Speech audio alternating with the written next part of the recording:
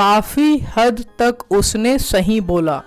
बुरा न मानो तो एक बात बोलूं, हो सके तो कल आ जाना। वो मेरी मजबूरी का फ़ायदा उठाता है, बिना मोबाइल के मेरा काम नहीं चलता। क्या आप इन सेंटेंसेस को इंग्लिश में ट्रांसलेट कर सकते हैं? अगर आप इन्हें ट्रांसलेट करना चाहते हैं तो आपको सिर्फ टेंसेस और ग्रामर की ही नहीं, साथ ही साथ एडवांस इंग्लिश स्ट्रक्चर की भी नॉलेज होनी चाहिए। और जैसा कि आप सभी को पता है गाइस, हमारे चैनल पे स्पोकन इंग्लिश सीरीज चल रही है जो कि 40 डेज़ की है और आज डे 38 है गाइस। आज की वीडियो आपके लिए काफ़ी ज़्यादा इम्पॉर्टेंट है क्योंकि आज हम सीखने वाले हैं advance English structure with their meanings and examples.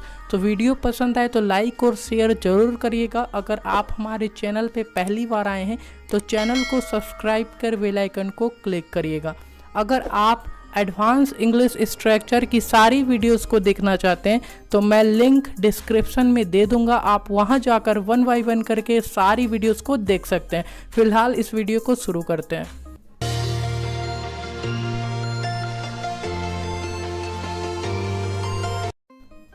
आज का हमारा पहला स्ट्रक्चर है गाइस, के बिना काम चलाना। कई बार आप ऐसे हिंदी में बोलते हैं कि मोबाइल के बिना मेरा काम नहीं चलता है। तो ऐसे हिंदी सेंटेंसेस को इंग्लिश में ट्रांसलेट करने के लिए आप मेक डू विदाउट का यूज़ करते हैं। किस प्रकार से करना है, एग्जाम्पल देखिए। मुझे गाड़ी के बिना काम नहीं चल सकता, मुझे बार बार आना जाना करना पड़ता है। आप बोल सकते हैं I can't make do without a bike, I have to visit every now and then. I can't make do without a bike, I have to visit every now and then. एक और एग्जाम्पल देखिए। अभी के लिए मैं बिना camera के काम चला रहा हूँ। You can say in English, for now I am making do without a camera. For now I am making do without a camera. आप इस तरीके से इसका यूज़ करते हैं। अगला स्ट्रक्चर है गाइस, काफ़ी हद तक। कई बार आप ऐसे बोलते हैं, काफ़ी हद तक मैंने उसे समझा दिया है, या फिर काफ़ी हद तक वो सही बोल रहा था। तो ऐसे हिंदी सेंटेंसेस को इंग्लिश में ट्रांसलेट करने के लिए आप टू अ ग्रेट एक्सटेंट का यूज़ करते हैं। किस प्रकार से करना है, एग्जाम्पल देखिए।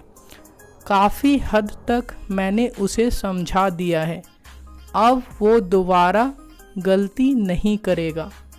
आप इसके लिए बनाते हैं, I have made him understand to a great extent, now he'll not do mistake again. I have made him understand to a great extent, now he'll not do mistake again. अगला sentence है guys, मुझे पता है वो काफ़ी हद तक सही बोल रहा था। ऐसे सेंटेंसेस आप डे टू डे लाइफ में यूज़ करते हैं। आप इसे इंग्लिश में बना सकते हैं, I know he was speaking the truth to a great extent. I know he was speaking the truth to a great extent. Guys, यहाँ काफ़ी हद तक बोल रहा था, इसका मतलब है कि पूरा नहीं बोल रहा था सच। अगला स्ट्रक्चर है गाइस, बुरा न मानो तो। कई बार आप ऐसे बोलते हैं, बुरा न मानो तो एक बात बोलूं, या फिर बुरा न मानो तो एक बात पूछूं। तो ऐसे सेंटेंसेस को इंग्लिश में ट्रांसलेट करने के लिए आप if you don't get offended का यूज़ करते हैं। किस प्रकार से करना है, एग्जाम्पल देखिए। बुरा न मानो तो एक बात बोलूं, मुझे यह वाला पसंद नहीं आया। आप इसे इंग्लिश में बना सकते हैं, If you don't get offended, do I say one thing? I didn't like this one. If you don't get offended, do I say one thing? I didn't like this one. आप इस तरीके से ऐसे बनाते हैं। एक और एग्जाम्पल देखिए। बुरा न मानो तो एक बात पूछूं, तुम उससे बात क्यों करते हो? आप डे टू डे लाइफ में अक्सर ऐसे बोलते हैं गाइस। आप इसे इंग्लिश में बोल सकते हैं, if you don't get offended do I ask one thing, why do you talk to him? If you don't get offended do I ask one thing, why do you talk to him? आप इस तरीके से इसको बनाते हैं। आज का अगला स्ट्रक्चर है गाइस इसका फ़ायदा उठाना। कई बार आप ऐसे बोलते हैं वह तुम्हारे मजबूरी का फ़ायदा उठाता है या फिर वह तुम्हारे भोलेपन का फ़ायदा उठाता है। तो ऐसे हिंदी सेंटेंसेस को इंग्लिश में ट्रांसलेट करने के लिए आप टेक एडवांटेज ऑफ का यूज़ करते हैं। कैसे करना है एग्जाम्पल देखिए। तुम्हें पता भी है वह तुम्हारे भोलेपन का फ़ायदा उठाता है। You can say in English guys, do you even know he takes advantage of your naivety. Do you even know he takes advantage of your naivety. Guys naive मतलब होता है भोला भाला और नाइविटी का मतलब होता है भोलापन। अगला एग्जाम्पल देखिए गाइस, वह हमारी मजबूरी का फ़ायदा उठा रहा है। Guys day to day life में आप अक्सर ऐसे सेंटेंस सुनते होंगे हिंदी में, आप इसे इंग्लिश में बोल सकते हैं। He is taking advantage of our compulsion. He is taking advantage of our compulsion. Guys compulsion का मतलब होता है मजबूरी। आज का हमारा अगला स्ट्रक्चर है हो सके तो। कई बार आप डे टू डे लाइफ में ऐसे बोलते हैं हो सके तो उससे बात कर लेना या फिर हो सके तो कल मेरे घर आ जाना।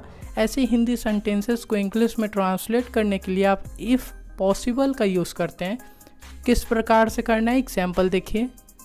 हो सके तो कल तुम मेरे घर आ जाना, मैं तुम्हारे साथ चलूँगा। इसके लिए आप बनाते हैं if possible come to my house tomorrow, I will go with you. If possible come to my house tomorrow, I will go with you. Guys यहाँ पर I will come with you का भी इस्तेमाल आप करते हैं। एक और एग्जाम्पल देखिए, हो सके तो वहाँ पहुँचने से पहले मुझे एक कॉल कर देना। इसके लिए आप सिंपली इंग्लिश में बना सकते हैं if possible give me a call before reaching there. If possible give me a call before reaching there. आप इस तरीके से इसे इंग्लिश में बना सकते हैं। आज का हमारा अगला स्ट्रक्चर है गाइस ऐसा दिखाया मानो। कई बार आप ऐसे बोलते हैं वह रोने लगा और ऐसा दिखाया मानो मैंने उसे मारा हो। तो ऐसे हिंदी सेंटेंसेस को इंग्लिश में ट्रांसलेट करने के लिए आप made it look as if का यूज़ करते हैं। कैसा यूज़ करना है एग्जाम्पल देखिए। वह पढ़ने लगा और ऐसा दिखाया मानो काफ़ी देर से पढ़ रहा हो। आप इसे इंग्लिश में बोल सकते हैं he started studying and made it look as if he had been studying for a long.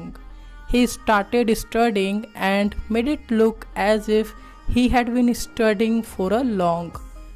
एक और एग्जाम्पल देखिए, बात ज़्यादा क्लियर होगी। वह रोने लगा और ऐसा दिखाया मानो मैंने उसे पीटा हो। गाइस ऐसे सिचुएशन में आपको ऐसे सेंटेंसेस बोलने होते हैं। आप इसे इंग्लिश में बोल सकते हैं He started crying and made it look as if I had beaten him. He started crying and made it look as if I had beaten him. तो आप इसे इस तरीके से ट्रांसलेट कर सकते हैं। आई होप गाइस आज की वीडियो लेक्चर आप लोगों के लिए काफ़ी ज़्यादा यूज़फुल रही होगी। तो वीडियो को लाइक शेयर एंड सब्सक्राइब जरूर करिएगा। आप हमें कमेंट बॉक्स में बताएं कि आज की वीडियो लेक्चर आप लोगों को कैसी लगी। सो मिलते हैं अगली वीडियो में एक और यूज़फुल वीडियो के साथ। Till then take care and good luck.